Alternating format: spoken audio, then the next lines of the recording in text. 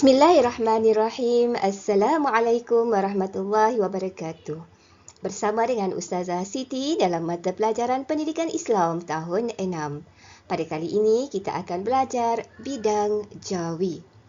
Sebelum itu, mari kita saksikan terlebih dahulu apakah objektif pembelajaran yang perlu dicapai oleh murid-murid pada hari ini.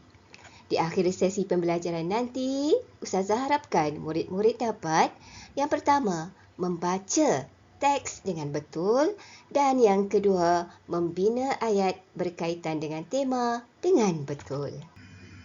Jom murid-murid, mari kita mulakan sesi pembelajaran pada hari ini. Murid-murid bolehlah merujuk buku teks muka surat 51. Pertama sekali, mari kita pelajari istilah-istilah sains dan teknologi.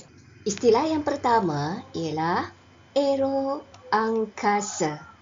Aeroangkasa. Apakah itu aeroangkasa? Aeroangkasa ialah berkaitan dengan cabang teknologi dan industri serta penyelidikan berkaitan dengan angkasa lepas. Istilah yang kedua ialah penyelidikan mikrobiologi makanan. Penyelidikan mikrobiologi makanan iaitu merujuk kepada salah satu penyelidikan seperti cara pemprosesan makanan mengikut prosedur yang betul. Istilah yang ketiga ialah automasi. Automasi. Apakah yang dimaksudkan dengan automasi? Automasi ialah merujuk kepada industri pembuatan kenderaan. Istilah yang keempat ialah teknik HIFE.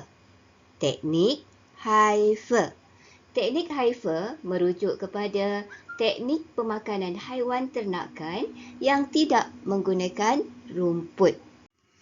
Dan istilah yang terakhir iaitu istilah yang kelima ialah lingkungan pembelajaran virtual. Lingkungan pembelajaran virtual merujuk kepada proses kita belajar secara PDPR sekarang, iaitu kita belajar secara maya. Baiklah murid-murid, dapatkah murid memahami 5 istilah sains dan teknologi yang telah kita pelajari sebentar tadi?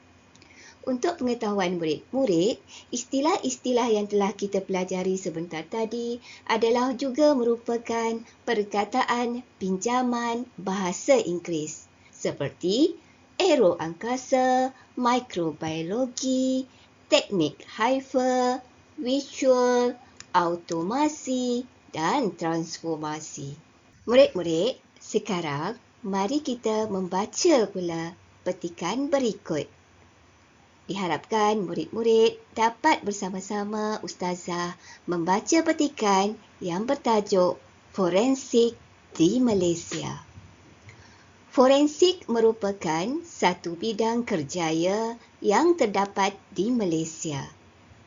Unit ini membantu pihak berkuasa menyelesaikan isu jenayah yang berlaku di negara ini. Mereka perlu mengenal pasti dan menganalisis bahan bukti yang diperoleh di tempat kejadian sebelum mensabitkan kesalahan jenayah terhadap individu yang terlibat dalam kes tersebut. Terdapat beberapa jabatan yang terlibat dengan bidang forensik di Malaysia, antaranya Kementerian Kesihatan, Polis Diraja Malaysia serta Jabatan Bomba dan Penyelamat. Antara bidang forensik pula ialah perubatan forensik, sains forensik, radiologi forensik, klinikal forensik dan histologi forensik. Bidang tugas ahli forensik ini berbeza-beza mengikut kepakaran mereka dalam menganalisis bahan bukti yang diperoleh. Murid-murid, adakah murid-murid memahami teks petikan yang telah dibacakan tadi?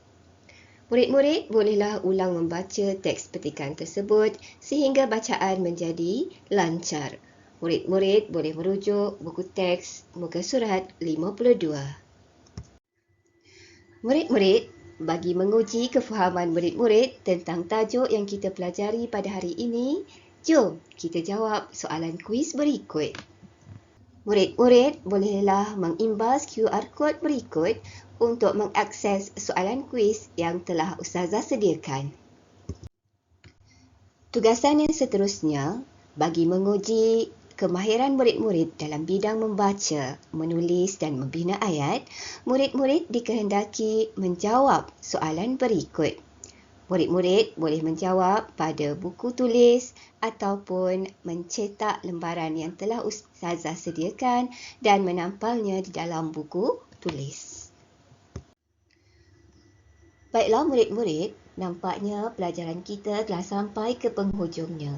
Sebagai rumusan pelajaran kita pada hari ini ialah manfaatkan sains dan teknologi untuk kepentingan negara.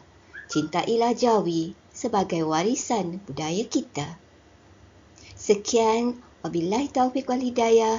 Wassalamualaikum warahmatullahi wabarakatuh.